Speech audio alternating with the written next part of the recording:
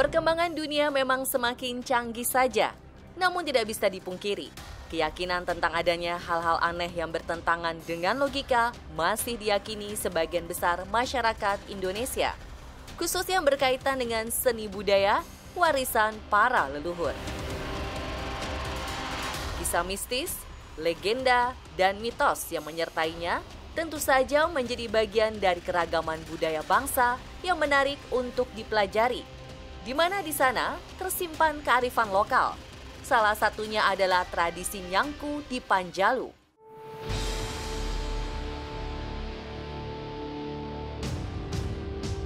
Berlokasi di Kecamatan Panjalu, Ciamis, Jawa Barat, Situ Lengkong yang tenang menyimpan kisah misteri adanya harimau goib berwarna hitam dan putih yang diyakini menjaga kawasan situ sejak masa silam. Konon, sepasang harimau tersebut adalah jelmaan dari dua saudara kembar yang masih memiliki terah Pajajaran dan Majapahit. Sementara, menurut legenda rakyat dan babat Panjalu, Situ Lengkong sebenarnya adalah sebuah danau buatan dan berkaitan erat dengan kisah Raja Panjalu, yaitu Prabu Boros Ngora yang baru saja pulang dari Tanah Suci Mekah setelah berguru ilmu agama pada Sayyidina Ali bin Abi Thalib, sahabat Rasulullah. Seorang raja yang belajar Islam dan masuk Islam langsung dari Baginda Ali sendiri. Itu pada tahun kurang lebih tahun 650. Pada waktu itu Panjalu dipegang oleh raja, oleh ayahandanya Prabu Cakradewa. Prabu Cakradewa mempunyai anak 6 dan Prabu Sanghyang Boros Ngora sendiri adalah anak yang nomor 2, diperintahkan oleh ayahandanya untuk mencari ilmu sejati yang bermanfaat untuk manusia sampai akhir zaman. Maka atas perintah ayahandanya beliau mencari ilmu itu dan sampailah beliau di Tanah Suci Mekah dan bertemu dengan Baginda Ali. Beliau belajar dan masuk Islam atas bimbingan Baginda Ali langsung. Nah, setelah beliau cukup mempelajari Islam, sebelum pulang ke Nusantara, ke Tanah Sunda, beliau diberi cedera mata berupa sebuah pedang, satu, yaitu pedang Zulfikar, kedua sebuah pisau pendek berupa cis, yang ketiga berupa kain. Nah, setelah beliau pulang ke Panjalu, Prabu Sanghyang Boros Ngora menghadap ayahandanya, dan setelah itu beliau diangkat menjadi Raja Panjalu menggantikan ayahandanya. Benda pemberian dari Sayyidina Ali tentu saja menjadi pusaka berharga bagi Prabu Boros Ngora. Sementara air zam-zam yang dibawa lalu dituangkan di sekitar lembah yang mengelilingi bukit bernama Pasir Jambu.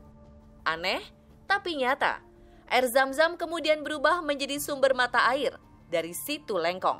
Sementara bukit yang ada di tengah lembah berubah menjadi pulau yang disebut Nusa Larang atau tanah terlarang yang disucikan. Peninggalan bersejarah dari masa Prabu Boros Ngora itu sampai kini masih terjaga, tersimpan di tempat sakral yang bernama Bumi Alit. Begitupun dengan petuah-petuah kebaikan yang disebut Papagon yang menjadi pedoman kebaikan bagi suku Sunda Panjalu.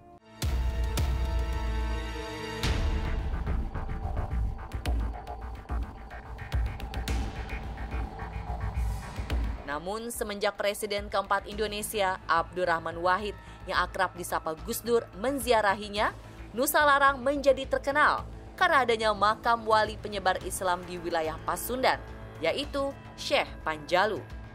Wisata ziarah ke Situ Lengkong atau Nusa Larang Panjalu menjadi semakin ramai. Tradisi nyangku yang rutin dilaksanakan setiap tahun kini menjadi acara yang selalu dinanti-nantikan wisatawan dalam dan luar negeri. Malam menjelang acara nyangku di pesucian Bumi Alit digelar Maulid Nabi Muhammad SAW. Acara kemudian dilanjutkan dengan bertawasul, berdoa kepada Allah melalui wasilah Nabi untuk meminta kelancaran dan keselamatan. Sholawat Nabi lalu dilantunkan dengan indah melalui seni gambyung, seni qasidah warga Panjalu.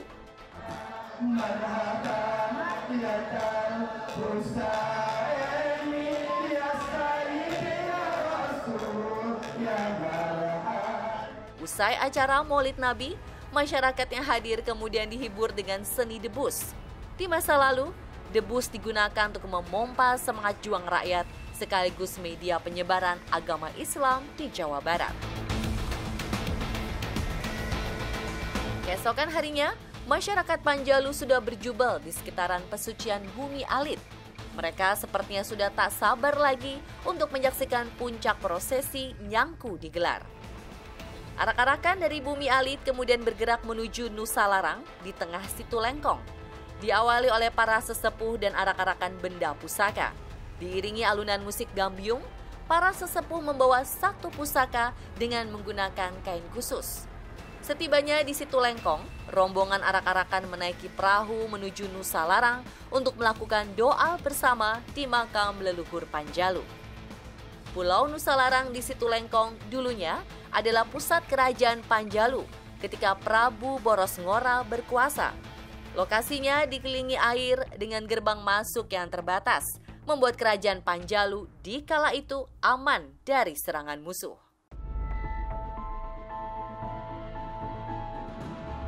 Nusa Larang diyakini juga sebagai tempat dimakamkannya putra Prabu Boros Ngora, yaitu Raden Haryang Kencana, yang dikenal dengan sebutan Mbah Panjalu. Usai berziarah dan berdoa di makam leluhur, rombongan kembali pulang. Ritual pembersihan pusaka atau nyangku lalu dimulai di sekitar Taman Boros Ngora. Benda-benda pusaka peninggalan Prabu Boros Ngora yang dikeluarkan dari Bumi Alit lalu dibersihkan dan disucikan dengan air yang diambil dari mata air dan disimpan dalam wadah bambu yang disebut kele. Pusaka kemudian dikeringkan dengan asap kemenyan, kemudian dibungkus kembali dengan kain. Ada 3 pusaka yang dicuci secara simbolis dan disaksikan seluruh masyarakat yang hadir, yaitu pedang Zulfikar pemberian Saidina Ali, kujang Panjalu, dan cis. Diiringi dengan pembacaan doa-doa dan semerbak bau kemenyan yang dibakar. Suasana mistis begitu terasa. Jasa-jasa Raja Panjalu yang berjasa di abad ke-8 ini dimuliakan dengan sedemikian rupa. Jenis tradisi, setiap jenis kesenian di seluruh Indonesia pasti punya ciri khas dan merupakan bagian daripada kebudayaan, kebiasaan, tata cara hidup masyarakat di mana hal itu muncul. Masyarakat Panjalu menyebut nyangku dengan nyangan laku, yang artinya menerangi perilaku. Istilah nyangku asalnya dari bahasa Arab yanko, yang artinya membersihkan diri. Nyangku umumnya diadakan pada hari Senin atau Kamis terakhir bulan Maulud.